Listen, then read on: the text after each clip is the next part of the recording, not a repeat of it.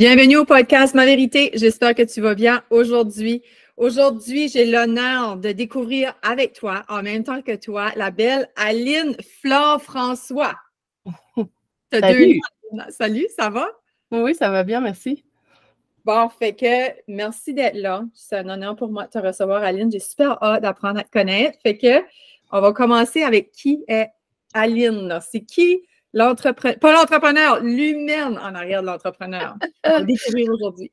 L'humaine, je te dirais un premier mot, ce serait passionnée. Une femme, une femme avant tout, une femme passionnée, une maman de deux petits qui ont 3-4 ans en ce moment.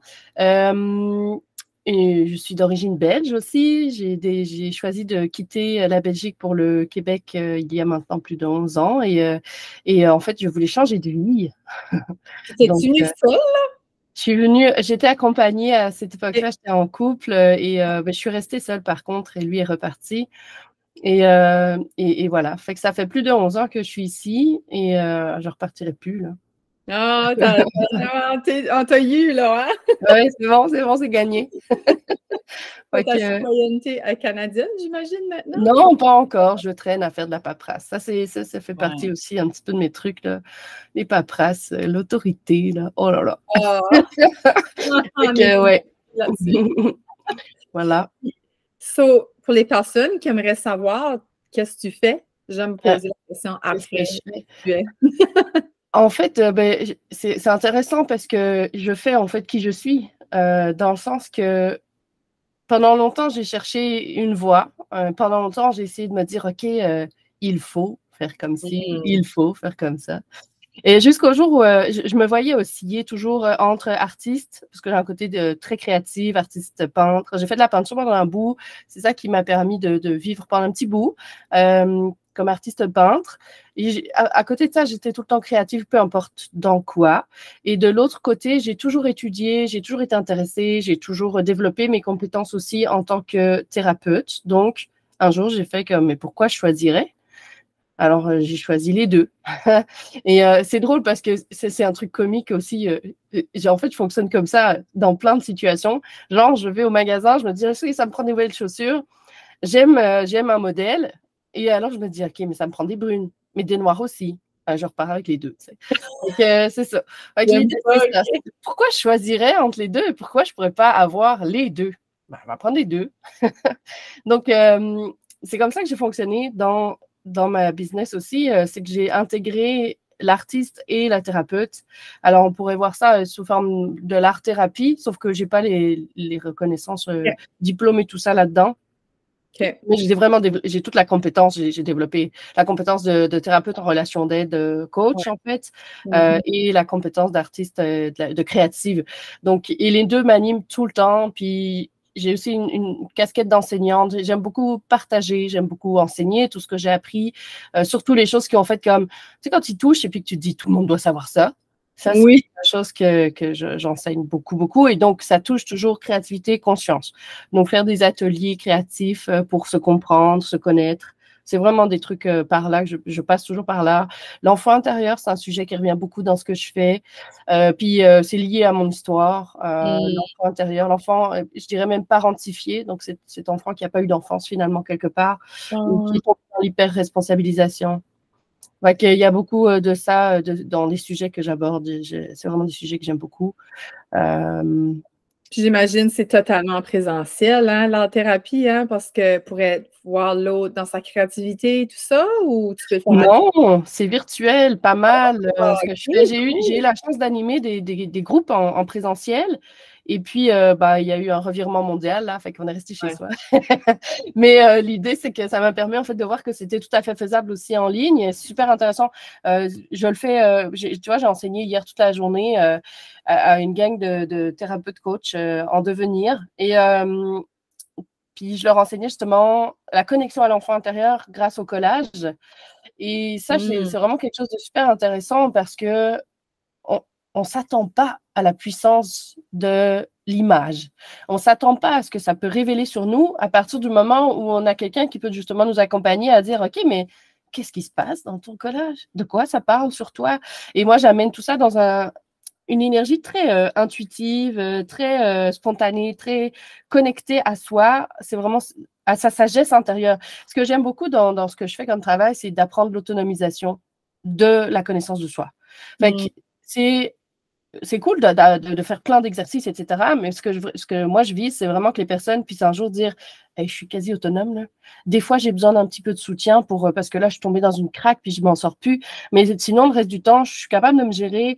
Ah oui, je vais pas bien, j'ai un peu d'émotion, mais j'arrive à demander de l'aide. Donc, pas longtemps après, je vais de nouveau mieux. Ouais. Tu sais, cette espèce d'hygiène, en fait, hein, Ouais. d'hygiène de la psyché, j'ai envie de dire. Et donc, c'est vraiment comme ça que je fonctionne.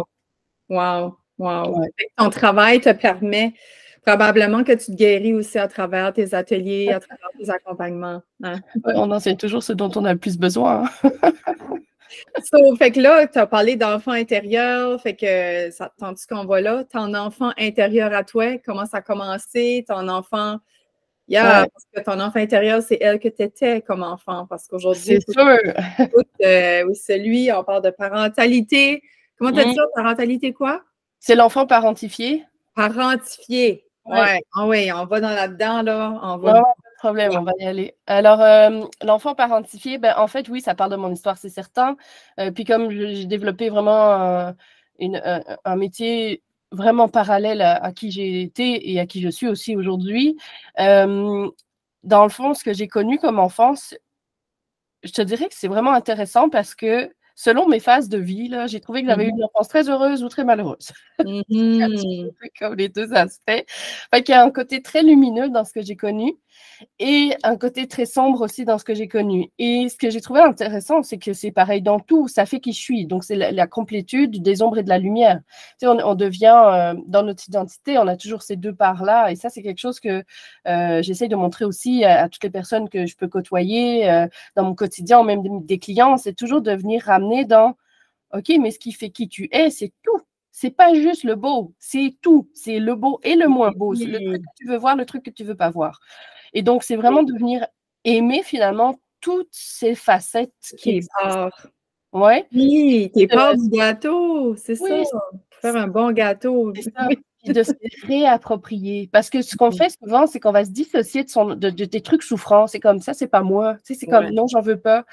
Donc, l'idée, c'est vraiment de ramener ça à l'intérieur et finalement de se rendre compte que c'est pas grave, que c'est OK d'être humain finalement. C'est que c'est OK de pas faire de la perfection au quotidien. Et, ça, c'est quelque chose que j'aime vraiment faire et que j'ai fait pour moi, bien sûr. C'est le chemin que j'ai fait depuis 15 ans minimum. Ouais, à peu près. T'as-tu eu un déclencheur qui a fait que tu as décidé, tu sais, un wake-up call, Ouais, taper le j'ai fond du eu baril? plusieurs trucs. J'ai eu plusieurs trucs. Ouais. Tu sais, c'est intéressant parce que autant je me suis sentie, je vais en parler un peu plus de l'enfant Oui. parentifié, de comment c'est quoi ça? Tu sais, c'est quoi l'enfant parentifié? Parce que ça fait très étiquette comme truc, mais c'est pas ça, c'est pas le principe de l'étiquette, c'est plus le ressenti qui est là. En fait, et c'est intéressant parce que pour avoir un ressenti d'enfant qu'on appelle parentifié, c'est comme l'enfant qui s'occupe de son parent parce que le parent, il se gère pas. C'est un petit peu ça. Genre, les parents, émotionnellement, n'ont pas assez évolué, ils n'ont pas assez compris comment ils fonctionnent à l'intérieur d'eux-mêmes. Et donc, avec l'enfant, ils réagissent dans des attitudes qui ne fonctionnent pas. Et ça, on voit ça dans la population. Hein. Il y en a vraiment partout. Et quand je parle des attitudes qui ne fonctionnent pas, c'est vraiment le comportement. Tu sais, c'est un comportement, par exemple, de bouder. Ouais. C'est parce que ton enfant, il ne fait pas quelque chose pour te faire chier. Si tu te mets à bouder, si tu es en train de lui dire tu me fais chier, tu sais, je veux dire, les mots sont raides, mais c'est pas mal ça. Et puis le truc aussi, c'est bon, ça c'est un exemple. L'autre exemple que je peux donner, ça c'est plus de mon histoire. Moi, j'ai vraiment vécu entre deux parents qui étaient en dispute quasi permanente. Dans mon souvenir, c'est comme presque tous les jours. Pas toujours, parce que, et c'est ça qui est particulier, c'est que c'était pas toujours. Il y a des moments où ils avaient l'air super contents d'être ensemble, et puis d'autres moments où ça n'arrêtait pas. Mais dans mon souvenir, je me souviens de beaucoup de moments où c'était pas le fun, du style, je les entendais chicaner le soir, ça n'arrêtait pas. Ma mère, elle disait rien, elle pleurait. Mon père, il n'arrêtait pas, il redisait la même phrase sous toutes les formes possibles, imaginables. Il passait le dictionnaire au complet pour expliquer la même histoire. Et à un moment donné, sans jamais parler du ressenti, mais toujours avec beaucoup de projections. Tu sais, cette espèce de toi, tu. toi, tu, puis ben, ça tue la relation, c'est sûr et certain. Toi, tu, ça tue, j'aime ça. Ouais, c'est le tu qui tue. Et donc moi, j'ai été prise là-dedans, dans le sens que je les entendais se bagarrer comme ça. J'ai pas entendu de physique ou quoi que ce soit, mais l'aspect du verbe était permanent et c'est toujours un verbe dévalorisant. Alors tu vois ici la posture vraiment plate là, de l'homme, de la femme soumise, cette espèce de truc un peu burk là. Et puis après ça, comme enfant, naturellement, tu te mets comme dans un clan, puis dans l'autre clan. Et ils ont joué là-dessus, en plus, mes parents. C'est toujours très, très inconscient, tout ça. Hein. On est dans du comportement humain inconscient. Si tu n'as pas appris, tu ne sais même pas que tu es en train de le faire. Tu le fais, et puis tu crois que c'est ça la réalité. Mais à un moment donné, c'est d'essayer d'éclairer ça, puis de changer ça. Et ça se peut, ça se fait. J'en suis la preuve que ça se fait, genre. C'est vraiment ça. Donc, comme enfant, en plus, ils ont joué là-dessus, comme je disais, c'est qu'ils ont fait ce qu'on appelle l'aliénation parentale. Donc, j'entendais, par exemple, des phrases du style, mon père qui pouvait sortir une phrase, j'ai tout réussi dans ma vie sauf mon couple. Ça veut dire quoi, ça, au juste? C'est comme, OK, ça parle de, genre, avec ta mère, ça va pas. Puis, donc, ça vient confirmer des ressentis. Puis, et ça, c'est une des. Après, j'entendais aussi des trucs du style de l'autre bord, ma mère qui discréditait mon père, par exemple, sur certains sujets, comme de dire, voyons, j'ai pas d'idée qui me viennent évidemment, mais des trucs comme ça. Et tu sais, la phrase typique, là, ça va être de dire, ce sont tes enfants, ils sont en train de faire de la merde, fait que gère. Ça, là, il y a quelque chose ici là, qui ne fonctionne pas du tout. Il y a une forme de manipulation affective en arrière. Il y a ce qu'on appelle les loyautés aux parents. C'est quoi? Je suis loyale à ma mère ou à mon père? Je suis où? Finalement, je fais quoi? Et donc, dans cette dispute quotidienne permanente, l'enfant, il n'y a pas de place pour lui. Dans son identité, dans ses émotions. Et tout ça, c'est super inconscient parce que tu sais, l'enfant, il est comme en posture par rapport aux parents. On a une posture de dépendance spontanée au fait que les parents qui besoin. C'est ça, le besoin de l'enfant.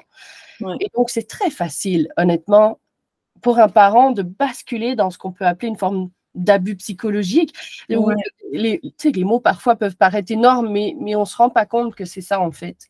Et ça fait des adultes qui grandissent tout croche, qui finalement à l'intérieur sont comme ce que j'ai vécu, j'ai senti que c'était pas normal, mais j'avais pas les outils pour changer ça. Puis je suis restée bloquée là-dedans. Je suis restée bloquée dans est-ce que ma mère m'aime, est-ce que mon père il m'aime, est-ce qu'ils s'aiment entre eux finalement, et est-ce qu'ils me reconnaissent, est-ce qu'ils savent que j'existe, ou je suis toujours l'enfant qui a essayé de faire, tu sais, comme la bascule comme ça, faire en sorte que là il se fasse. Et en fait, la posture de l'enfant qui est là-dedans, c'est qu'il va essayer de faire en sorte d'adoucir tout ça. Donc, il passe son temps à être un enfant, il passe son temps à réfléchir comment gérer le conflit de ses parents. Ça, c'est en hyper-responsabilisation, comme tu as dit tantôt. Puis bon, en plus, moi, j'avais 4 frères, fait que tu ajoutes mes petits frères. J'étais la aînée, j'étais la plus grande avec 4 garçons après. Et ça a été merveilleux, comme ça a été aussi difficile, parce que comme j'étais plus grande, j'étais la référence, quoi. Et je me souviens, tu sais, des petits surnoms qu'on peut donner parfois aux plus grands comme ça, c'est la petite maman, on m'appelait comme ça. C'est pas normal, là. L'exemple aussi, comme... Oui, il y a une espèce de charge sur les épaules. Il y a ce côté de, t'es la plus grande, tu t'occupes des autres. Oui, mais attends, je suis encore une enfant aussi. J'ai encore des besoins aussi. Donc, voilà. Tout ça, c'est un petit peu... ça explique beaucoup de choses. En même temps, ici, c'est particulier. Et ça, avec mon métier, j'ai pu comprendre ça. C'est que des fois, on pourrait se dire, ouais, mais mon histoire, c'est rien finalement, c'est juste des mots, des petits conflits, tout ça. Oui, sauf que ça fait les mêmes dégâts que des coups physiques. C'est différent, ça apporte des problématiques différentes. Par exemple, ça va générer un doute de soi permanent. On ne sait jamais si on est correct d'être soi. Ça amène tout ce qu'on peut ressentir dans les sentiments de honte. Puisque quand je suis moi, que je prends de la place, eh bien, la place que je prends, je la prends déjà en battant, tu sais, dans cette espèce de conflit familial. Là, c'est comme, j'existe. Puis en marchant sur des œufs, tu sais, c'est comme, j'existe, là, l'espèce de 5 secondes, vous m'avez vu. ah, c'est tout reparti dans le bordel. Tu sais, fait qu'il y a toujours cette sensation-là, et c'est de nature profonde que l'être humain cherche à être aimé et reconnu. Alors, quand on est dans des dynamiques familiales dysfonctionnelles, ça fait des dégâts, et il n'y a pas besoin que la dynamique soit... c'est quand on parle d'abus, on n'est pas juste dans l'abus physique Non, c'est ça. ou l'abus incestueux ou l'abus sexuel. On est aussi dans les abus d'ordre psychologique et qui ont de l'air de rien. Dans le sens que souvent, on ne se rend pas compte qu'une fois la porte fermée de la maison, il se passe plein d'affaires.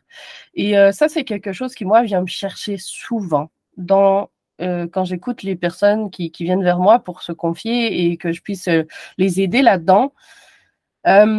Ça vient me chercher à tous les coups. C'est comme, quand ils me parlent de leur enfance, là, puis que je me rends compte qu'ils ont quelque chose où ils se sont sentis pris, de ne pas pouvoir être pleinement eux, de toujours être brimés dans leur pleine expression de qui ils sont, d'avoir eu l'impression que leurs parents leur volaient quelque chose. En fait, c'est des impressions, c'est des ressentis, mais il faut les honorer. Tu sais, c'est pas parce que on n'a pas une cicatrice visible que la cicatrice, elle n'est pas à l'intérieur et qu'elle saigne peut-être encore. Il y en a des fois des trucs qui ont besoin d'être sortis. Alors là, je parle vraiment juste de dynamique familiale, mais ça peut aussi aller bien plus loin. Les secrets, tu sais, les secrets, d'où que ça crée des bobos, les secrets. Tout ce qu'on n'exprime pas, qui vient s'imprimer à l'intérieur, qui vient comprimer des trucs. Les tabous, les non-dits. Ouais. Puis j'en suis. Quand tu parles, il y a tellement d'affaires qui résonnent avec moi parce que j'ai grandi là-dedans big time. Ouais, j'en doute pas. En fait, il y a énormément de monde qui vivent ça, et il y a une espèce de... C'est normal. Ouais, mais c'est ça, c'est normal.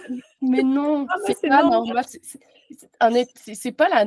T'es pas obligé de penser que c'est parce que si c'est ça que tu as connu, c'est ça qui doit être. Non, ok, c'est arrivé, par exemple. Ça sert à rien d'essayer de dire ouais, j'aurais voulu que ça soit autrement. Tu peux le faire en processus de libération intérieure, d'aller par toi-même voir à l'intérieur, tu sais, de comme recréer ton histoire et de venir ressentir ce que ça aurait été d'être soutenu. Mais en fait, ça, c'est du travail de l'enfant intérieur. C'est de devenir ton propre parent. Puis ça, c'est un beau processus à faire parce que tu vas vraiment mettre du baume sur tout ce qui a été souffrant. Et, mais ça demande du travail sur soi, ça demande de mettre le temps pour le faire. Puis ça demande aussi de se permettre de retourner dans le moment où le sanglot a été bloqué à l'intérieur. Le sanglot, ça peut être de colère, ça peut être de tristesse, tu sais, ça peut même être de dégoût. Hein, ce refoulement-là, ça demande d'aller l'accueillir. Donc, de possiblement le revivre. Sauf que quand on fait ça dans un processus accompagné ou en autonome avec des outils quelconques, ben, c'est pas long. On ne retombe pas là-dedans pendant 3 semaines, 3 ans. C'est pas ça qui se passe. C'est comme on va tout contacter, on lâche le truc et après, ça va. On retrouve un pouvoir. On retrouve une clarté. Ah ouais. Aussi. C'est une sérénitude aussi. Oui, aussi, bien sûr. De la paix intérieure, c'est ça.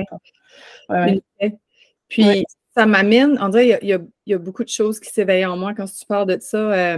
Trouves-tu aussi qu'il y a des parents qui prennent leur rôle comme un power trip? Comme si les enfants, comme moi, je m'avais déjà fait dire par mon père, c'est moi qui apporte le pain, c'est moi qui décide. Eh bonne, j'adore. C'est un excellent exemple. Oui, c'est vraiment parfait. J'en ai un pas mal dans le similaire, regarde bien. Moi, quand j'étais à l'université, mes parents qui payaient les cours. Alors, c'était ma job d'être étudiante. Donc, je devais rendre des comptes à mon patron qui était mes parents. C'est pas mal aussi. Oh, wow, OK. Fait que, la pression qui est en arrière, c'est si tu réussis pas tes cours, le patron va pas être content. Il y a cette notion-là. Ton travail d'être étudiant, il veut, tu vas. Ça marche pas. Et pourquoi je dis ça marche pas, c'est que, tu sais, même si je regarde tout ce que j'ai étudié, tout ce que j'ai appris sur le développement de l'enfant, sur la présence du parent, la parentalité qu'on appelle bienveillante, déjà, la parentalité bienveillante, c'est pas forcément de tout passer à l'enfant, là. C'est pas d'en faire un roi, c'est pas cette idée-là. L'idée, c'est de l'amener du meilleur qu'on peut avec nos failles d'être humain. Tu sais, c'est parce que la fille que je suis aujourd'hui, la maman que je suis aujourd'hui, je me vois des fois, là, je suis pas toujours au top, là, puis on n'en parle pas forcément, mais des trucs où, tu sais, je me vois, je fais comme, oh mon Dieu, on dirait ma mère. Et c'est ce que j'ai jamais voulu reproduire, justement. Mais ça, si on fait pas de processus intérieur, soit on reproduit, soit on fait à 180, donc l'opposé, et le résultat est le même. C'est ça qui est vraiment pas facile. Fait que quand tu viens travailler, par exemple, tu viens trouver l'équilibre, et alors là, ça fonctionne. Parce que, comme tu parlais du power trip, oui, il y a des parents qui sont dans cette espèce de posture du tout-puissant, et parce que je suis le parent, il y a une belle phrase, là, c'est je suis grande, tu es petite, j'ai raison, tu as tort. Là-dessus. Pas plus loin que ça s'arrête là. Puis ça, c'était aussi un environnement dans lequel j'étais big time. Ouais. Ça a eu des répercussions comme adulte, là. Si on répare pas ça, moi, on m'avait dit, Joanie, tu as eu une enfance traumatisante. Tu sais, tu parlais de normes, puis tout ça. C'est normal. Ben, moi, j'étais comme, ouais, en dehors, j'ai pas eu d'abus, pas eu de violence. Ah oui, j'ai mangé des volets, c'est vrai. J'ai eu quand même une certaine violence physique. Mais tu sais, comme, j'ai pas vu quelqu'un mourir devant moi, je banalisais, je rationalisais mon vécu. Voyons donc. Mais j'ai été voir, puis j'ai hostie, big time, j'ai eu une enfance traumatisante. Moi, ça m'a traumatisée. On a chacun une façon de percevoir le traumatisme, là, tu sais. Puis moi, de vivre dans le tabou, dans le mensonge, dans les non-dits, je ressentais tout, moi, là. Hey, j'avais des brûlements d'estomac, là. Ah oui. 10e année, là. Tu sais, j'avais 11 ans, puis j'avais des douleurs, des reflux, puis c'est jeune, me semble, pour avoir des problèmes de santé, de digestion. Je vivais du stress, ma fille, là. Elle est folle, là. Mais c'est vraiment intéressant ce que tu apportes, parce que tu vois, dans l'aspect bobo physique, là, j'ai développé aussi tout ce qu'on appelle la symbolique du corps là, dans mon travail, et je travaille avec ça aussi, et je trouve ça pertinent parce que juste ce que tu racontes, c'est l'estomac, c'est la place où c'est la dernière zone où je peux refuser quelque chose. Et en fait, c'est comme, j'arrive tellement pas à me défendre, en fait, tu sais, dans la vie où je suis là, que ben, finalement, je vais le mettre dans cet estomac-là qui va devenir hyper productif d'acidité, là, pour essayer de digérer ce truc qui passe pas, parce que ça passe pas, comment on vit autour de moi. Mais moi, j'ai eu aussi des brûlures d'estomac jusqu'il y a pas très longtemps, je les ai réglées.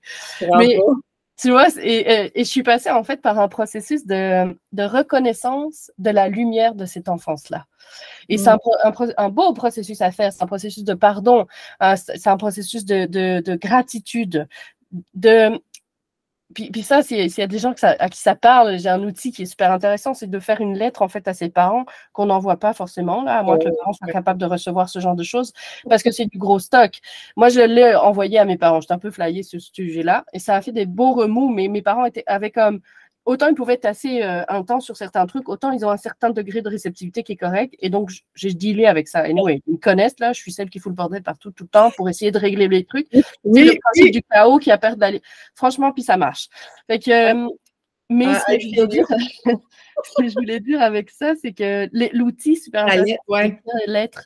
Et la lettre, c'est pourquoi est-ce que j'ai cette mère-là dans ma vie et pourquoi est-ce que j'ai ce père-là dans ma vie. Et de venir vraiment décrire tous les trucs. Tu sais, moi, j'avais écrit, on peut mettre même aussi, je te remercie d'être ma mère parce que, ou je te remercie d'être mon père parce que. Et là, tu fais toute la liste des trucs.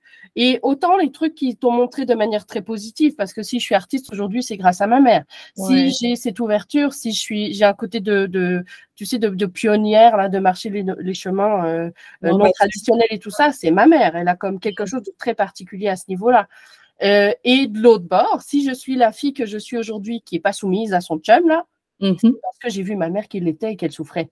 Donc, c'est de venir voir dans ce qu'elle m'a montré comme modèle, ce qu'elle m'a vraiment appris de manière très positive, où elle était là, versus ce qui a été douloureux, et comment moi, je m'en sors avec ça. Et ça, ce processus-là, ça fait qu'on peut se retrouver dans une gratitude intérieure. On peut se retrouver aussi par rapport à des parents, finalement, qu'on voit beaucoup plus humains, et on change de posture. On n'est plus l'enfant, on devient l'adulte. Ça, c'est vraiment le truc qui fait toute la différence, c'est qu'on devient des adultes parmi des adultes. Ça change complètement les dynamiques. Complètement. Fait que... c'est vraiment... Oui, ben oui, ça fait plaisir, là. Ça fait plaisir de partager ça. Écoute, si j'ai une amie qui avait dit, si au moins ma souffrance peut servir, alors ça valait la peine de la vivre, tu sais. Et ben, c'est un peu, je suis d'accord avec ce qu'elle dit, dans le sens que Si tout ce que j'ai vécu peut servir à quelqu'un, là, prenez-le, puis n'hésitez Ouais. pas, là. N'hésitez pas à aller fouiller, n'hésitez pas à aller chercher des outils, n'hésitez pas à vous mettre à nu là-dedans, parce que si aujourd'hui j'en parle avec une forme de sérénité, l'émotion est plus dans ma voix, c'est parce que je suis en paix avec. Ouais. Si j'étais pas en paix avec ça, j'aurais pu encore être tombée dedans. Mais maintenant, aujourd'hui, ce que ça me fait, par exemple, c'est quand quelqu'un me raconte l'histoire, c'est comme, je peux tellement t'aider, et ça m'amène une émotion de gratitude, d'avoir un chemin pour pouvoir accompagner une autre personne à le faire et voir la belle transformation. Et sérieux, c'est vraiment beau avoir un humain qui se transforme là. C'est un cadeau, je pense, comme inouï. Puis de manière générale, ce que j'ai appris toute cette enfance, de toute cette vie, de toute cette histoire, c'est la valeur d'un être humain, la valeur d'une vie, la valeur d'un enfant. L'enfant qui arrive au monde, là, oui, il est comme tout pris dans une dynamique familiale déjà, parce qu'il vit selon son père, selon sa mère, qui ont donné des morceaux de cellules chacun, là, clic, hein, bébé qui est là. Mais les parents vivent aussi de toute la famille qui est plus haut. Donc, les histoires familiales viennent teinter déjà cet enfant qui vient d'arriver. Mais un enfant qui arrive, il a tous les potentiels, dans le sens que si le parent est suffisamment outillé, suffisamment conscient, et tous les parents font de leur mieux. Hein. Ça, c'est un truc que je veux ramener tous. Ils font mieux de leur connaissance, exactement. C'est ça. Même quelqu'un qui serait dans l'abus, mes parents ont fait de leur mieux à l'époque où c'était. Ils ont fait de leur mieux avec ce qu'ils ont vécu. Puis moi, j'étais allée chercher aussi, c'est quoi leur histoire à mes parents pour comprendre comment ça se fait qu'eux, ils ont soit reproduit ça, soit libéré ça. Tu sais, j'ai quand même été voir tout ça. Et c'est un travail qui a été merveilleux parce que ça fait aujourd'hui que je suis en paix avec ça. Ça, c'est vraiment cool. Tu sais, c'est pas toujours le cas. Des fois, ça redéclenche. Des fois, je retombe dans l'adolescence de maudite affaire. Tu sais, ça m'arrive. Mais la majorité du temps, je suis vraiment zen. Je suis cool. Et surtout, j'ai les outils. Ça fait toute la différence. OK, aujourd'hui, quand il y a quelque chose qui m'envahit, qui me prend, qui vient me chercher, comme cet été, j'ai eu une conversation avec ma maman, justement, sur un sujet. Et en fait, j'ai osé lui nommer que je voulais, donc maintenant je suis au Québec, et que je ne voulais pas que mes enfants soient avec mes parents, parce que je ne voulais pas que mes parents éduquent mes enfants comme ils m'ont éduqué moi. C'est un sujet touché, là. Oui. Je sais qu'il y a beaucoup de mes amis qui ont dû faire ça avec leurs propres parents aussi, de dire tu ne fais pas comme tu as fait, parce que moi, je n'ai pas aimé ce que tu as fait. Donc, hein? Et ce sujet-là que j'avais eu avec ma mère, ça a fini sur la conversation avec un justement, de sa part. Tu es trop sensible, tu contrôles. Tu sais, cette espèce de... C'est une forme de... c'est de la projection. Donc, moi, je me dis, OK, mais ça parle d'elle, c'est correct. Parce que j'ai la capacité aujourd'hui, parce que j'ai appris, parce que j'ai des outils, de me rendre compte que ce qu'elle est en train de parler, c'est d'elle, pas de moi. Et donc, moi, je suis restée relativement solide. Tu sais, ça shake en dedans, ça fait toujours un « wouh » parce qu'on a toute l'arrière-âge. Quand j'étais plus jeune, je ne tenais pas le coup. Là. Si elle disait quelque chose, je prenais ça pour du cash. Donc, aujourd'hui, c'est « OK, non, là, elle parle d'elle. » Moi, dans ma parentalité, je fais de mon mieux aujourd'hui. Je sais qu'il y a des choses que j'ai dépassées. J'ai aussi la conscience de ce que je dois encore travailler. Parce que je reproduis quand même certaines affaires. Je ne suis pas une maman parfaite, loin de là. Mais par contre, je me vois, j'essaie de me voir le plus possible et j'essaie de me remettre en question, de ne pas être dans cette espèce de parent tout-puissant, justement. Hein. J'apprends beaucoup de mes enfants. J'essaye de leur apporter toute la conscience que je peux, tout en étant moi-même dedans. Donc, ça, c'est quelque chose que je trouve super important. Et parfois, je me vois aller, tu vois la phrase qui sort et tu te dis, ah, ça, c'était vraiment pas fort.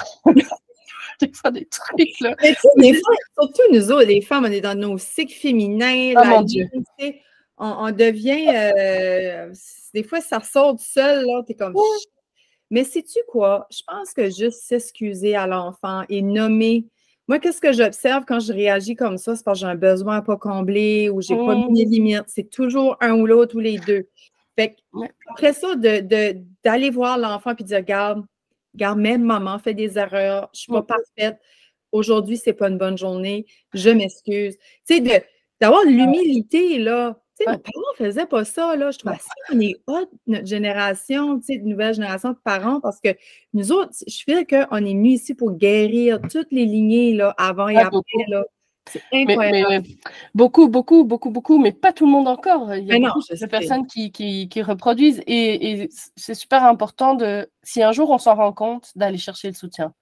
Parce que et le soutien se trouve sous toute forme. Hein. Ça peut être des accompagnements avec des thérapeutes, de relations d'aide, des psys, des coachs. Ça peut être sous forme d'exercices qu'on fait par soi-même. Il existe énormément de livres qui enseignent plein de trucs. On peut suivre quelqu'un sur les réseaux qui donne déjà des trucs. Tu sais, je veux dire, il y a tout. Il y a de l'accessibilité gratuite, il y a des trucs plus payants, il y a des accompagnements privés, il y a des accompagnements de groupe. Il existe énormément de choses.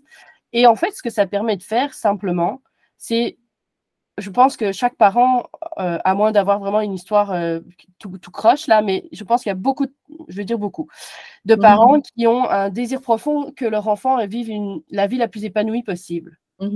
Et donc, en fait, si le parent, moi j'aime beaucoup mon chum il rit avec ça, il me fait rire aussi. Il dit la phrase, je pense que ça vient d'un film, c'est en anglais, c'est When Mama happy, everybody happy, un truc comme ça. Oui, happy mom, happy baby. Ouais, genre, ce genre de truc-là, puis, mais c'est tellement vrai. Si les parents, et ça va pour le père aussi, bien sûr, si les parents prennent le temps pour eux d'être en paix, de répondre à leurs besoins, alors ils sont pas agressifs, ou ils sont pas dépassés, ou ils sont pas fatigués, ou, tu sais, c'est vraiment une question de ça. Et pour ça, ça demande aussi parfois d'accepter des choses particulières. Donc, par exemple, de lâcher prise sur le fait qu'on va pas pouvoir être l'animatrice. Je parle de moi là, mais moi, je m'étais mis quand j'étais enceinte, là, je me disais, je vais être super présente. Mais ça parle de mon histoire. Mes parents étaient très, très, très travaillants, très occupés. Fait que moi, j'étais je vais être hyper présente pour mes enfants, genre, je vais être là pour eux. Finalement, non. Finalement, dans ma nature profonde, c'est pas ma vocation. Je ne suis pas une maman à la maison. J'ai trop un besoin d'explorer le monde. Et donc, c'est super important de reconnaître ça aussi. Et ça est venu avec des choses que j'ai dû accepter. J'ai dû accepter que mes enfants allaient être éduqués par d'autres personnes que moi et que ça serait peut-être pas toujours parfait selon mes convictions à moi. Et donc, j'ai dû accepter que des fois, ça allait être un petit peu tout croche, mais que c'est correct comme ça et que moi, j'allais leur enseigner tout ce que je peux versus la situation. C'est plutôt que d'essayer d'enlever les cailloux du chemin, c'est plutôt de les outiller le plus possible pour que quand il y a un caillou, ils soient capables de le dealer avec. C'est vraiment toute cette notion-là, quoi. Alors que c'est vraiment, plus tu te connais, plus tu te permets d'être qui tu es, plus tu vas aussi pouvoir accompagner les personnes autour, que ce soit les enfants, que ce soit des clients, même des amis, même de la famille aussi, parce que finalement, ça m'arrive à l'occasion d'avoir un frère ou l'autre qui arrive, là, j'ai un problème de cœur, tu peux m'aider? Cute! Oh, c'est le fun, par exemple. Ben oui, fait que, Il y a une sourire comme ça. Ouais, puis de venir créer des liens, en fait, qui finalement passent de dysfonctionnels, voire toxiques dans certains cas, à un lien qui n'est pas parfait, mais qui est là, et qui perdure dans le temps, et qui évolue dans le temps, et qui évolue pour tout le monde. Puis, il y a un truc aussi que j'ai appris avec beaucoup de souffrance intérieure, c'est qu'on peut vraiment changer personne. C'est confirmé. Et que quand on croit ça, ce que j'ai cru très longtemps quand j'étais ado, c'est qu'au final, on se ramasse à la petite cuillère parce que on veut plus que l'autre. Et ça, c'est tout ce qu'on appelle la posture du sauveur. Hein. On est dans le triangle de Karpman, pour ceux qui cherchent un peu de théorie sur le truc, mais on est dans la victime sauveur bourreau. Puis bon, ce que je partageais tout à l'heure sur ma famille, c'était ça. Moi, j'étais dans la posture du sauveur. Ma mère, elle jouait la victime. Mon père jouait le bourreau. C'était comme leur rôle prédéterminé, mais on interagit. Le truc, c'est pourquoi on l'appelle dramatique, c'est qu'on change de place tout le temps. Fait que temporairement, je devenais le bourreau quand malheureusement j'avais une demande d'adolescente, par exemple, de dire là, vous devez aller me conduire à mon party parce que je veux que ça soit là maintenant. Fait que là, d'un coup, tu es devenu le bourreau parce que là, je prenais du temps sur leur horaire. Oui, tu vois la notion, quoi. Après ça, mon père, lui, passait dans le sauveur. Oui, je vais y aller. Cette fois, aujourd'hui, je suis le grand sauveur sur son cheval blanc. Je vais aller te porter. Mais d'habitude, il ne faut surtout pas lui demander ça, là. Et puis de l'autre bord, tu avais ma mère qui disait oh, ma fille qui sort. Tu vois, on joue tout ça tout le temps, là. Alors, l'idée, c'est d'arriver à sortir de ça. Et c'est C'est un processus qui demande patience, beaucoup d'amour pour soi et d'amour pour les autres. Et puis, ce que j'ai observé, c'est qu'une des meilleures manières, c'est de prendre de la hauteur, prendre du recul et vraiment de faire mentalement cette espèce de mouvement de dire, OK, c'est comme si je montais sur un petit nuage, là. Je monte, je monte, je monte. J'arrive au niveau des avions, mettons, là, et je regarde. Puis je fais un focus sur la scène que je suis en train de vivre et sur la personne que je suis en train d'être dans mes comportements. Et là, je me vois, OK, je suis encore en train de sauver mes parents. C'est correct. Là, quand tu te regardes, là, tu fais comme, mon doux, OK, je suis en train de faire ça. Là. Moi, j'aime beaucoup, c'est un truc que j'aime faire qui est très drôle, je trouve, dans un conflit. Je mets le conflit dans une télévision, c'est tout ça en imagination. Là. Tu mets le conflit dans la télévision, tu coupes le son. Fait que là, tu as juste des personnages là, qui se gesticulent dans tous les sens. T'en as un qui pleure, l'autre qui ni. Et ça devient comique. Tu sais, ça fait une espèce de comique. Et là, tu te dis, OK, mais ça vaut quoi? Là? Ça sert à quoi? Tu sais, je veux dire, quel est l'intérêt là-dedans de rester pris chacun dans ces trucs? Est-ce qu'on pourrait juste prendre du recul, se parler, puis trouver une manière? Et voilà, ça, c'est un truc aussi qui est super intéressant. Oui, j'adore. Parce que moi, je vois la spectatrice, là, tu sais, comme si je vais m'asseoir au théâtre au lieu d'être dans la show, là. Tu sais, moi, parce que tu es l'actrice de ta vie. Donc, là, tu sors de l'actrice, tu t'assis comme spectatrice. Moi, je me voyais de même aussi. Puis, tu as l'air visuel comme moi, toi, hein? Tu es très visuel, hein? Imaginaire, beaucoup, oui. Oui, c'est ça.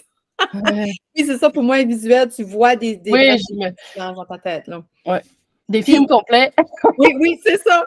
Puis comme là, j'imagine, toi, c'est ça, c'est probablement la relation à la maison. Tes parents, qu'en fait, tu as voulu quitter la Belgique ou il y avait d'autres raisons? Ah oui, ben en fait, tout à l'heure, on fait une grande boucle, hein, mais tout à l'heure, tu m'as demandé si j'avais eu des déclencheurs. Alors oui, à 16 ans, ma mère m'a donné un bouquin, genre c'était mon cadeau de Noël ou de ma fête, je sais pas, un livre qui s'appelait La chance, tu provoqueras. Et j'avais 16 ans, j'ai mangé ce livre. C'est comme j'ai commencé, là, je lisais énormément déjà, mais là, j'ai fait « Oh my God! » Mais tu sais, il n'y avait pas de mots. J'ai comme tout compris, mettons. Et là, du jour au lendemain, j'ai fait un switch dans ma vie, à cette époque-là. Wow. Et j'ai été soutenue en même temps parce que ce qui est assez comique, c'est que ma mère trouvait que j'avais donc des stress dans ma vie. Mais j'ai toujours vécu ça dans le sens de c'était moi la folle, fait qu'il fallait que je me fasse aider. Ça ressemblait plus à ça que tu as vraiment besoin d'aide, on va t'accompagner pour t'aider, on va aller trouver quelqu'un pour t'aider. Puis moi, je le ressentais de l'autre bord. C'est comme, tu penses que je suis une folle, c'est dans genre, je me gère pas dans mes émotions, je suis une très sensible. Fait que c'est sûr que quand je suis super sensible, puis qu'il se passe du conflit comme ça, je me gère plus là. Puis là, j'ai pas les émotions, mes hormones d'ado qui embarquent. Je me souviens le nombre de fois que mes parents pensaient que j'étais fâchée pour telle affaire, alors que pas du tout. J'étais juste pris dans ma tête parce que là, à l'école, il s'était passé telle chose, puis tel garçon avait, puis c'est tout des trucs comme ça.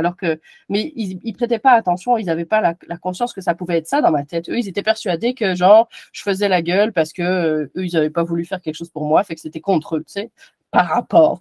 Mais des trucs comme ça. Et qu'est-ce que j'allais dire là-dessus? Je reviens sur ma boucle là. Donc, j'ai eu la chance d'aller rencontrer une psy en Belgique qui faisait de la kinésiologie intuitive. En fait, elle s'était appliquée vu que c'était sur le corps physique et elle travaillait aussi avec ce qu'on appelle les élixirs floraux, les fleurs de bac. Ça, c'est tout des médecines complémentaires et alternatives. Et moi, à cette époque-là, ce que ça m'a permis, ce suivi-là, c'est de vraiment garder la tête hors de l'eau et commencer à ressortir. J'ai vraiment comme ressenti ça pendant 1 an, là, tout allait mieux. J'avais de plus en plus d'amis à l'école, les relations allaient de mieux en mieux, ça se calmait un peu à la maison. Je voyais un peu plus clair dans ma vie. Mes notes scolaires ont monté, mais sans faire d'efforts. Donc, tu sais, comme tout commençait à se placer. Et ce que je ressentais chaque fois que j'allais à ces rencontres-là, c'était une espèce de « My God, il y a quelqu'un qui me comprend sans parler ». Et elle touchait mon corps. En fait, c'est du test musculaire et quand on pose la bonne question, le corps va répondre. OK, c'était une psy qui travaillait l'énergie. Oui. OK, tu n'avais même pas besoin de parler. Ben, des fois, on faisait des rencontres où je jazzais, une rencontre de psy standard. Ah oui, OK. Ça me faisait chier. À un moment donné, j'étais comme, vas-tu me mettre sur sa table pour me faire de la kiné? Là, j'aimais ça, moi, tu sais. Parce que là, il n'y avait pas besoin de parler. Elle teste et le corps répond. Et c'est assez fascinant. J'ai appris ça, évidemment, depuis. C'est mon métier, tu sais. Tellement ça m'a... Je me suis dit, oh my God, ça, c'est comme... Tu sais, c'est comme la clé, là. ça donne accès à des trucs qu'on ne croit pas que ça donne accès, genre. Puis, mais ce n'est pas non plus la baguette magique, on n'est pas là-dedans. Là. Oui, Une fois que tu as accès à oui. l'information, et après, il faut traiter l'information. Ça, c'est l'humain qui fait ça, ce n'est pas la baguette magique. Mais ce que je trouve merveilleux, par exemple, c'est que la kiné m'a permis d'aller exactement là où j'avais besoin d'aller, pour dépasser ce que je vivais sur le moment. Donc, c'est une espèce d'accompagnement extrêmement efficace parce que c'est pas où on jase pendant longtemps, puis que bon, tu reviens sur le truc, la personne te fait un reflet, elle t'apporte ouais, ok, je comprends. En fait, là, tu fais une prise de conscience. C'est super important aussi et parfois, c'est de ça qu'on a besoin. Moi, pendant un bout de temps, j'avais besoin juste de tout vomir ce qui était à l'intérieur et d'avoir quelqu'un qui avait de la conscience, qui était capable de me dire ok, ton vomi, tu le tries comment, tu sais? Fait qu'il y avait ça et ça m'a fait un grand bien pendant un bout de temps. Mais j'ai vraiment aimé ça, le fait de, quand j'étais sur cette table-là où je parlais même pas, elle testait des trucs et elle arrivait à une conclusion. Puis là, elle me lisait un texte. Puis moi, je suis réceptive à ça. C'est des textes qui étaient, c'est le principe des archétypes. Alors, ça racontait comme une forme d'histoire et je m'identifiais dedans. Tu sais, ça faisait comme, oh, mais c'est tellement ça que je vis. Donc, c'est comme si le fait qu'elle allait tester mettait les mots exactement sur mon histoire. Et là, ça me faisait prendre conscience de plein d'affaires. Et je sortais souvent de ces rencontres soit parfaitement zen, soit totalement perturbée parce que ça avait été tellement à la bonne place que je sortais de là comme « Oh my God, il vient se passer de quoi ?» Et cette année-là, j'ai vraiment eu donc ça a été un premier déclencheur en fait. Pour des histoires ici grecques, j'ai pas continué à un moment donné. Et puis pouf, c'est retombé. OK. Donc, ouais. Mais trouves-tu que ça t'a permis de guérir ton enfant intérieur, ça là, ton enfance, ce kiné-là? Ben, ça a fait des refoulé, puis tout ton vécu, là. Ça a fait une première ouverture de la soupape de sous-pression du refoulement permanent. Là, ça vient faire comme ouf, ça va un peu mieux, ok. Mais après, il est arrivé la fin, début de l'âge adulte. Là, il faut faire tes choix de soi-disant, ton choix de métier pour toute ta vie. On arrive là-dedans. Là. Fait que là, il m'est arrivé d'autres histoires, toutes sortes d'affaires aussi où ça a été complètement absurde. Et je me suis retrouvée à 23 ans à faire, je ne suis plus capable d'être en Belgique. Même si je suis déjà à la ville versus mes parents qui étaient à la campagne, j'avais encore beaucoup trop de pression sur les épaules pour réussir l'université. C'était fort, là. C'était genre... c'était comme si c'était la seule voie possible dans la vie. Et moi, profondément, en dedans de moi, je me disais, il n'y a pas que l'école. J'adore apprendre, j'adore l'école, mais là, j'ai plus envie. Je t'écœurais tellement que vous m'avez mis de pression. Mais je pense qu'ils s'en rendaient vraiment pas compte. Je pense que ça venait d'une valeur aussi à la base d'éducation. Sauf que c'était devenu un monstre, ce truc-là, qui me pesait sur le dos. Ça n'avait juste pas de bon sens. Et un jour, et ça, c'est le gros déclencheur dans ma vie, c'est qu'un jour, j'en pouvais plus. Je me souviens, j'étais à l'université, dans les alentours des examens et tout ça, et j'avais une pression d'enfer dans la tête, sur les épaules, et je me disais, mais si ça continue, mais qu'est-ce qui va m'arriver? J'avais des pensées suicidaires, j'avais juste envie de mourir. Enfin, c'est pas mourir, en fait, hein. C'est pas mourir qu'on a envie, c'est d'arrêter de souffrir. C'est pas la même chose. La vie, je l'aime, la vie. Il y a quelque chose en dedans de moi qui me dit que la vie, c'est hot, mais j'en peux plus. J'en peux plus de tout ce que je ressens et que je ne sais pas gérer, que personne non plus me montre. Il y a eu des bribes de personnes qui m'ont aidé, mais pas tant. Et donc, finalement, là, ça m'a fait comme, OK, là, et là, j'ai fait une première prière. Alors ça, je me souviens, j'étais comme gênée. En même temps, je me disais, bon, si ça marche, c'est fort. C'est comme l'attitude, là. Alors, j'ai fait, OK, je ne sais pas s'il y a quelqu'un qui existe, ou vous, ou tu, j'en sais rien, mais là, montre-moi la route parce que je ne sais plus quoi faire. Ouais. Vraiment dans ce mode-là, là, comme je suis au bout de mon rouleau, il faut qu'il arrive quelque chose parce que je ne sais plus quoi faire. Je suis tellement mal à l'intérieur. Tu vois, là, je parle, j'ai l'émotion qui est là. Ça, je me souviens, ce jour-là, d'avoir fait cette demande-là, tellement j'étais, oh mon Dieu, c'est pas ça la vie. Tu sais, cette espèce de hurlement intérieur de, voyons que ça se peut pas. C'est une espèce de ça se peut pas. Là. Ça suffit surtout aussi d'être mis là-dedans. Et ce qui s'est passé, c'est que j'ai complètement oublié que j'avais demandé ça. J'ai repris mon train quotidien d'université et tout ça. Et dans cette semaine-là, j'ai fait 3 fois un rêve, le même. Puis tu sais, des rêves éveillés. Là. Je me voyais, c'était une vision fixe, comme une image, une photo de moi. Fait que je me voyais dans la photo, genre, Puis en fait, je me voyais comme si j'étais devant moi-même, là. Et j'étais avec un pinceau, donc de la peinture. Et il y avait une toile en arrière de moi. J'étais un petit peu de profil comme ça. Je me regardais comme ça d'une certaine façon. Et je me regardais droit dans les yeux, sans bouger, rien. Et j'étais dans une porte française, là, avec des petits carreaux, en tout cas. Et je me souviens très bien de cette scène parce que c'était comme ça. Et j'ai eu l'impression, le matin, quand je me suis réveillée, j'étais perturbée. Je me disais, j'ai-tu fait de la peinture toute la nuit, moi? Parce que, en même temps, je me suis juste vue fixe, là. Mais j'ai rien vu d'autre. J'ai juste vu ça. Premier soir, tu sais, je me suis dit, allez, c'est spécial. J'ai jamais fait un rêve aussi lumineux. C'était lumineux. Je me voyais épanouie, là. Donc, tu sais, l'énergie que j'avais, c'était comme, wow! Et puis, on aurait dit que les anges étaient passés, là. Tu sais, comme un truc fou, là. Et je me suis dit, oh my God, OK, c'est spécial, ça. Bon, OK, je retourne à l'université. Le soir même, je ne refais pas le même rêve, mais 2 jours après, je refais la même histoire, le même truc. Je me réveille le matin. Je peins toute la nuit, moi. C'est vraiment cette sensation d'avoir fait quelque chose toute la nuit, pas dormi, mais avec plein d'énergie en me disant, c'est incroyable. Puis là, ben, je me dis, OK, 2 fois. Bon, c'est juste un rêve, c'est juste un rêve. Je l'ai fait une 3e fois et là, je me suis dit, jamais 203. Là, tu vas faire quelque chose. Et je suis allée acheter du matériel de peinture et ça a été en fait, et c'est encore aujourd'hui, c'est ça que je trouve merveilleux, c'est que ça a été ma porte de sortie. Wow. Donc, ça a été cette espèce de déclencheur qui a fait que j'ai commencé à libérer. J'ai commencé à exprimer ce qui avait toujours été à l'intérieur.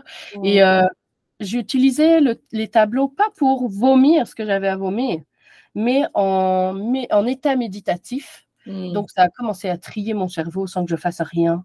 Les couleurs faisaient en sorte que les émotions étaient tout simplement en paix. Tu sais, il y a une espèce, ça a comme amené une espèce d'ancrage, de méditatif. C'est vraiment ça, cette espèce de dimension intérieure qui a fait comme, oh, OK, je suis reliée à quelque chose. OK, j'ai un espace de paix à l'intérieur de moi. OK, je suis capable d'aller toucher à ça. Et ça, j'ai trouvé ça extrêmement beau.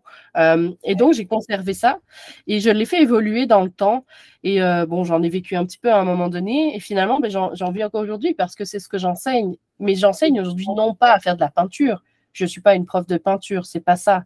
Je suis plus quelqu'un qui va guider dans le processus intérieur de créativité qui te permet d'être en méditatif et connecté à toi. C'est comme beaucoup plus subtil et on peut aller très, très loin avec ça. Et ça permet d'être parfaitement aligné à notre être profond parce que à force de se connecter à soi, d'aller écouter, on a une sagesse intérieure qui est incroyable. Hein. C'est puissant, c'est malade, c'est fou, c'est waouh, c'est mettez tous les mots positifs que vous voulez là. C'est vraiment un cadeau.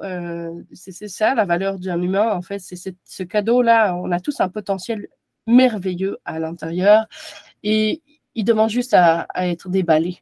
Puis je pense que on est pas mal sur la fin, là. Je t'avais écouté encore, c'est vraiment intéressant. Puis je pense que, tu sais, ton wake-up call, tu sais, quand tu filais, tu voulais juste plus souffrir, c'est parce que tu étais en train de dévier ta sagesse intérieure, tu n'étais plus à l'écoute de ta sagesse intérieure. Oh mon Dieu, je savais même pas que j'en avais une. Dans ce temps-là? Oui. Oui, ben c'est ça. Mais oui. C'est ton âme, là, qui te criait, là. Hey, oui, c'est ça. Parce que tu t'es en train de dévier ta mission d'âme totalement, toi, là. C'est ça. Alors ça, aujourd'hui, dans la société, on va appeler ça soit un burn-out, on va appeler ça soit de l'anxiété généralisée, on va appeler ça... Tu sais, c'est tous ces bobos-là. Là. Et en fait, c'est juste une perte de lien avec soi, un manque d'écoute de soi, plus de conscience de qui on est. Après ça, bon, je me suis rebâtie. Je suis retombée quelques fois. Hein. Ben oui, c'est toujours c'est des gros événements. Hein. Je suis retombée suite à une séparation vraiment très douloureuse. Et en fait, après, avec le recul, mais ça devait se passer comme ça. Parce que la séparation que j'ai vécue, c'est la séparation qui a permis le tremplin de rencontrer la personne avec qui je suis aujourd'hui, avec qui ça va super bien. Et donc, parce que j'ai fait le chemin entre les deux. Et donc, cette personne-là, en fait, et ce qui est encore plus intéressant, c'est qu'elle m'a permis de faire le tremplin, de me libérer de tout ce que j'ai vécu quand j'étais petite. Parce que dans la même personne avec qui j'étais, c'est ce conjoint-là que j'ai eu pendant 4 ans, eh ben, il y avait tous les comportements de ma mère et tous les comportements de mon père. Soit exactement pareil, soit à l'opposé. Genre, mon père qui était totalement absent, le mec qui était hyper présent. Et c'était fake. Et donc, il y a eu comme plein de prises de conscience. J'ai fait comme, oh my God. Et je me Wow. suis sortie de ça. En fait, le mot qui est en arrière de ça, c'est tout ce qui est insécurité affective. J'ai Mm. travaillé énormément, je m'en suis sortie. J'ai la chance aujourd'hui d'avoir un couple très, très sain et épanoui. Bravo. Vraiment, vraiment incroyable. Et quand je vois de où je viens versus ce que j'ai créé, parce que je l'ai attiré, je l'ai créé, tu sais, je veux dire, dans le Ouais. sens que c'est parce que j'ai fait le chemin que j'ai ouvert la possibilité que ça Mm. existe dans mon quotidien. Mm. Et ça, c'est Exact. quelque chose qui est vraiment magnifique. C'est là Puis qu'on voit toute la beauté. Ouais. ben ouais, puis bravo pour tout ce que tu as créé, c'est tellement beau. Puis la Merci dernière beaucoup. question pour toi, tes parents sont-ils encore ensemble? Oui, alors ça, c'est le truc le plus fou au monde. Ouais. Oh, j'étais sûre que tu allais dire non. Mais par contre, j'ai quelque chose de super intéressant sur ce sujet-là. Si j'avais la posture du psy du couple, parce que ça Mm. ressemblait vraiment à ça, j'en avais un qui venait me dire je vais le quitter, l'autre qui me disait si elle part, elle a intérêt à jamais revenir, tu vois les trucs quoi. Fait que j'étais vraiment dans cette posture-là. Il y a un jour, parce que quand je suis arrivée au Québec, j'avais qu'une seule idée en tête, il fallait que j'étudie la kiné. La kiné comme j'avais appris quand j'avais 16 ans là. Il fallait que je trouve une formation qui me permettrait de faire ça parce que ça m'avait sorti d'hors de l'eau. Il fallait aussi que j'apprenne les fleurs, les élixirs floraux, les fleurs de bac et j'ai fait tout ça. Et donc, pendant que je faisais ce processus-là, tu travailles beaucoup sur toi. J'ai eu un éveil spirituel où j'ai connecté à des trucs incroyables, où je me disais, ah mon Dieu, genre je rêvais à un truc, je le manifestais 3 jours après, je l'avais dans ma vie. Cette période-là a été excellente et je suis en train de retoucher à ça après un autre processus de gros nettoyage suite à la rupture et tout ça. En tout cas, whatever. Je fais des allers-retours dans ma vie, mais ce que je voulais dire avec cette posture de l'enfant, du psy du couple, là, un jour, donc, quand je faisais tout ça, je travaillais sur moi et tout, je suis allée les voir, je suis retournée en Belgique, j'étais allée les voir. À un moment donné, je me suis retrouvée toute seule avec les deux et j'ai dit, OK, c'est maintenant que je le dis. Et là, je leur ai nommé, je me dégage de cette posture-là. Si Bravo. aujourd'hui, vous avez des Wow. choses à vous dire, vous vous parlez. Et puis moi, c'est fini. Je ne rentre plus là-dedans. Je ne joue plus à ça. C'est fini. Je ne suis pas partie au Québec pour rien. C'est comme, j'ai pris du recul, maintenant je suis capable de le voir. Ça n'a pas fini sur le moment même, parce que, genre, juste ce jour-là, ma mère est partie en pleurant, et mon père, donc les mêmes patterns, et mon Ouais. père m'a suivi dans toute la maison jusqu'à ce qu'il ait le dernier mot, comme il te toujours. Ouais. Ça a été très drôle de voir ça, parce que là, j'avais la conscience de l'observateur. Fait que là, je faisais Mm. comme, regarde, il veut son dernier mot, ah, regarde, elle part en pleurant. Tu sais, c'est comme là, je le voyais, j'étais plus pris Ouais. dedans. Et Ouais. ça n'a pas réglé ça tout de suite là. Ça l'a réglé plus tard par moi-même toute seule, où j'ai fait un gros nettoyage justement de la posture du sauveur. Et ça, c'est quand j'ai intégré, c'est une posture intérieure. En fait, c'est vraiment un travail de posture. C'est comment je me perçois et comment je perçois l'autre. Et Mm. ça fait toute une différence quand j'ai fait ce travail-là. Parce qu'aujourd'hui, même si c'est encore difficile, même si c'est encore, comme j'expliquais tout à l'heure, on shake là en dedans, c'est comme, il y a une Ouais. espèce de, tu t'abandonnes pas, tu vas jusqu'au bout, même si c'est inconfortable. Et quand tu vas là-dedans, même si les conversations parfois finissent un petit peu en c'était pas le fun, Mhm. cette conversation-là, c'est OK, je vais pas mourir, tu sais, ça, là, ce processus-là, eh ben, ça a ouvert toutes sortes de possibilités. Et ce qui s'est passé, c'est qu'avec le temps, le jour où moi, j'ai lâché cette espèce de, je dois m'occuper de mes parents comme rôle que j'avais toujours pris, parce qu'il y a un petit peu de, et si je le fais plus, qu'est-ce qui va m'arriver? Je Mm. vais être qui? Parce que depuis Ouais. que je suis toute petite, c'est ce que je sais faire, tu sais. Et quand j'ai lâché ça, c'est pas compliqué. Mon père est allé voir une psy. Fait que, Incroyable. j'ai As-tu lâché vu? le rôle, il est allé prendre quelqu'un pour le rôle. C'était plus moi, c'était merveilleux. Et puis ma mère aussi a commencé à faire un travail sur elle. C'est le pouvoir du travail intérieur. C'est incroyable. Le reflet. Moi ma citation là, que j'ai créée, c'est n'oublie pas qu'un meilleur toi crée un meilleur monde. Tu es la Mm. preuve là, que ton Ouais, travail de toi a fait un reflet autour de toi. Là. C'est puissant, là, ça là. Aïe, aïe. Bravo. Quel beau. Tu es vraiment inspirante, Aline. Vraiment, merci. Merci pour ce merci. partage-là. Tellement puissant. Puis, as-tu comme un petit mot de la fin pour les personnes qui écoutent par rapport au rapper ça, là, pour rapper tout qu'est-ce qui a été dit? Ah, ben c'est ça, j'ai de l'émotion qui vient avec. Mm. Je pense à tellement de personnes quand je dis ça. Mm. Le mot qui est là, c'est ne sous-estime jamais, genre, le petit move que tu peux faire, puis Mm. que ça va impacter autour de toi.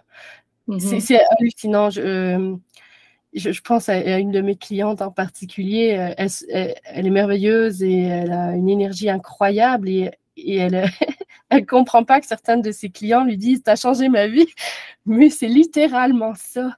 Et ce serait ça, c'est sur là-dessus, c'est que je conclurais ça, c'est ne sous-estimer jamais le pouvoir d'un petit geste, d'un petit mot, d'une phrase, d'un don, en fait. Tu sais, de quelque chose qu'on va, comme ce que j'ai fait aujourd'hui, si ça a touché une personne, c'est merveilleux.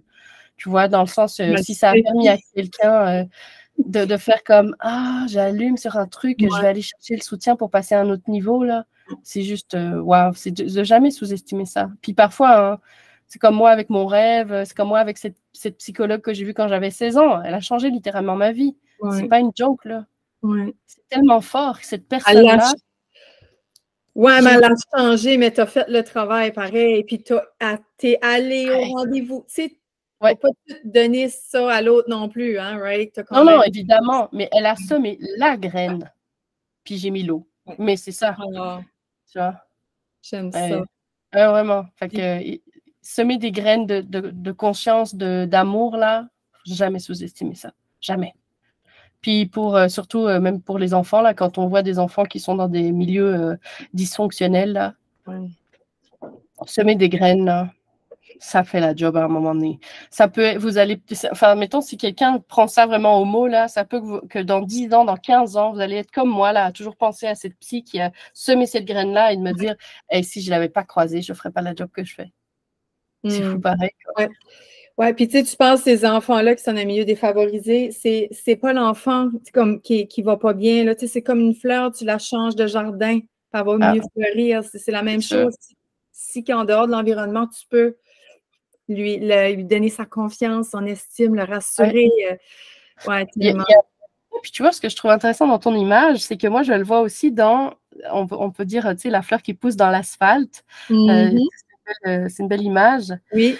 Bien, ce qui est super intéressant là-dedans, c'est que si quelqu'un de l'extérieur vient nourrir cette fleur, même si elle reste dans son milieu, le milieu va en bénéficier quelque part. Mais c'est sûr que dans l'idéal, tu mets une fleur dans un jardin où elle peut s'épanouir pour vrai, où elle va avoir le terreau et tout.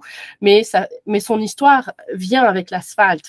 J'aime aussi l'idée de toujours observer comme l'environnement peut, même si c'est un environnement relativement hostile, peut devenir la force après. C'est toujours dans l'outil qu'on va enseigner. C'est vraiment ça que... Je dis ça parce que je ne suis pas forcément pour qu'on enlève quelqu'un d'un environnement, mais quand on est rendu conscient et qu'on se rend compte qu'on est dans un environnement toxique, l'idée, c'est d'en sortir.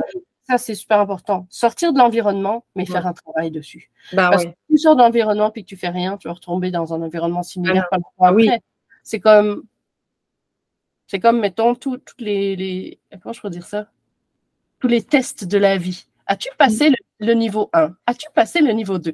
Tant que tu ne les as pas passés, tu revis. Parce que moi aussi, j'ai quitté mon environnement, j'ai changé de province, mais je me suis sentie complètement dépaysée. Mais moi, c'était à 17 ans, puis c'était un cri du corps, là. Un cri du cœur. Fallait que je décollisse. J'ai fait un podcast là-dessus, puis c'était vraiment... Je pouvais pas, là. C'était comme stay or die, comme you live or die, là, comme c'était... C'est vital, c'est de la vitalité, c'est ma vie. Ma vie en dépend, c'est de la vie ou de la mort. C'est la même chose que j'ai ressentie avant de partir pour le Québec, c'est la même histoire. C'est ça, puis je trouve que moi, j'ai toujours dit la chenille est devenue un papillon quand j'ai sorti de mon environnement. Puis je suis jamais retournée dans mon environnement. Je suis retournée dans mon environnement d'enfant. Je suis retournée peut-être une couple de mois parce que j'avais perdu mon emploi. Puis là, je suis ressortie back comme... Je fleuris mieux à l'extérieur de cet environnement-là, mais ça sera pas un autre sujet. Hey, merci vraiment, Aline, pour ton temps. Merci beaucoup. Puis à toi qui écoutais le podcast, c'est sûr qu'il y a une pépite qui sort. Il y a plein de pépites ici, puis j'aimerais que tu viennes partager et que tu nous dises qu'est-ce que tu as ressenti par rapport à ça. Merci de partager autour de toi. Merci de mettre des étoiles pour que le podcast, l'épisode, etc. se permettent d'être vu par plusieurs parce que c'est du contenu vraiment, vraiment c'est même pas des pépites, c'est l'or en barre, tabarouette. Merci encore, ma chère, et à une prochaine fois, j'espère. Ça me fait plaisir. Merci à toi de m'avoir reçu. Et puis, merci à tout le monde d'avoir écouté. Avec plaisir.